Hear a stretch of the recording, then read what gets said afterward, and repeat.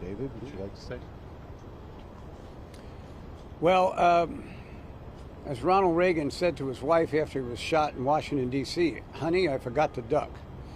We had an incident like that here last evening. My stepson, Anthony Sliwa, was walking his dog on the other side of this building when he saw three rather younger people climbing up the side of the building, which has been a way that people have been able to gain access to the building and to either vandalize or rob the building in the past.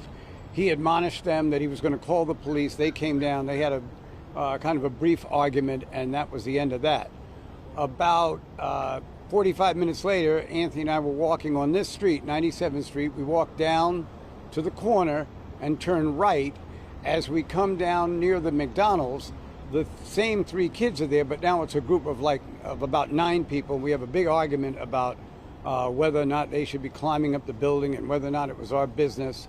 At which point a woman who was clearly an adult, at least in her 30s, comes into the situation and confronts my stepson to the point where she's practically pushing him into the window at McDonald's and telling him whatever it was that she wanted to tell him, and telling him that he should never fight with anybody. But oddly enough, when the fight actually started, she threw the first punches in the actual fight, and another adult was the second person to throw punches. So this just wasn't an incident involving young people who were getting out of hand. This was an incident where adults who were competent enough to know the difference between right and wrong and how far to go in a situation like that were involved. So we got into a big fight.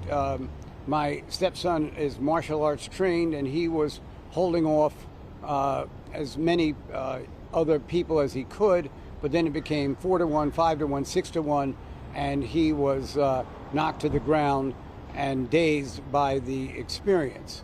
On the other hand, I got in a fight with some kid who I was able to throw to the ground at the end and come and get my son out of there. One of our neighbors was passing by, and we were able to retreat and call 911. So those are the facts of the incident, and now we'll take any questions. Yes. Is Mayor Eric Adams' New York City unsafe now? Well, I don't think anything is dictated by one situation. This is New York City. I've lived here just about all of my life. I love this city. I've lived in all types of neighborhoods in this city. And this, as I saw it, was an incident that started between young people who were having a fight and a difference of opinion, to an adult-involved situation where there was no attempt to steal, no attempt to commit other types of crimes, but it definitely was an attempt to win a fight. Can you tell us about the extent of your injuries and Anthony's injuries, any that you have sustained, and what he's dealing with right now? Anthony had 5 stitches put in his lower lip. He is has a number of bruises. He was pretty badly injured in the confrontation, and he's walking around, and I think more than anything, he is shell-shocked from the fact that the incident happened.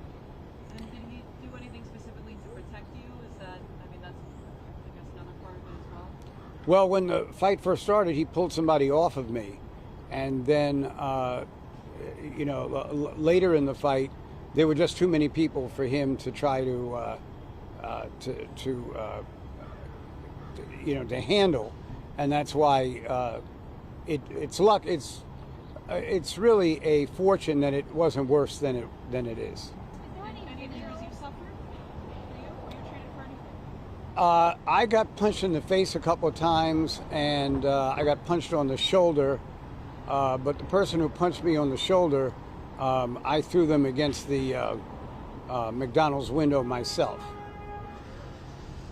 there any video of the interaction of the incident that you're aware of?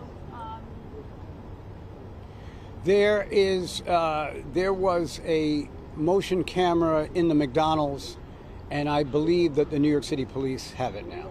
Former Governor, any indication that they knew who you are, and have you or your stepson seen them in the area before? I never saw any of them before, and I never got the impression at all that this had anything to do with me or my status, or some kind of reprisal for something I had done. So it didn't seem like Anthony had any prior, knowledge of them or anything. No, when he saw the kids climbing up the fire escape, he said it's the first time he ever saw them. How are you both doing mentally and emotionally? Well, I think he's emotionally trying to work out exactly, how this happened. We just came around the corner. We saw them, and that prompted their screaming at us. A better course might have been to have turned around and come back this way. But that's not the first time that part of 2nd Avenue right on 96th Street is also the scene across the street on the southern part of 2nd Avenue of a beating of a man who was trying to protect his 16-year-old daughter who was disabled. He was beaten unmercifully by 6 high school kids. 3 of them were girls. And that happened right here, and that family is still trying to get justice for the 2 victims, himself and the daughter. So there's been a kind of an increase in that kind of activity around this particular neighborhood, but I don't see it as like a crime wave or something like that. Former Governor Paterson, I just spoke with Mayor Adams today, who said that the 2 of you are good friends. Do you have any comments on what's been going on with him right now, and anything you'd like to say to him? He said he was going to reach out to you today. He was going to ask you how you're doing and see if you're okay. Has he done that? And have you spoken to him? And how do you feel about what's happening to him right now? He hasn't called me yet, but his staff told me last night that he would be calling me this afternoon. I think Mayor Adams is in the precarious position of having to run the largest city in the world, or one of the largest cities in the world, at a point that he is still under investigation and has already been indicted. And I think that that's a tremendous amount of work that's going to have to be done. But he seems to have assured people that he can actually do it. And also, Governor Hochul has made it clear that she's going to make sure that he's getting that work done. She does, from the charter and the public officers law, have the right to suspend him if she should feel that, and then he has 30 days to prove to the governor that he can continue to lead the city. But at least I don't think that it's headed in that direction right now.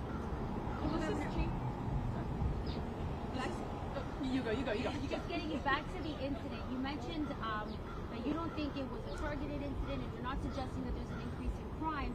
Can you explain for us, though, how you are feeling about the incident? Anger, frustration, confusion? I think that I'm out here all the time, and I had an incident when I was 26, and I was attending Hofstra Law School, and I was living in this house, and there was a home invasion, and I had to jump out of the 2nd floor window to get away from the perpetrators. By the way, I ran to a nearby hospital and called the police, and as I was walking back, the police showed up